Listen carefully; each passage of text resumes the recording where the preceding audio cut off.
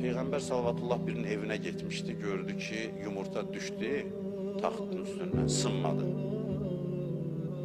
Peyğəmbər baxdı bu evyəsi, dedi ki, bizdə belədir, heç bir çətinlik olmur bizdə, hər şey belədir.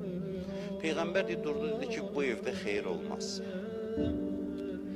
Bu evdə xeyir olmaz. Ona görə yox ki, məsələn, mömin adam bədbəxt olmalıdır, bəlalar içində olmalıdır, xeyr. Bilirsiniz, çətinlik varsa, deməli, diqqətdəsən, nəzərin çəkməyiblər sənin üzərində. Deməli, səninlə nəsə iş görən var sənin üzərində. Həyatda hər şey yağ kimi gedirsə, biraz şübhələnməyə əsas var ki, nəsə düz deyil. Nəsə düz deyil. Hədisdə var, Peyğəmbər buyurur ki, 40 gündən bir ən azı möminə bir çətinlik gəlməlidir.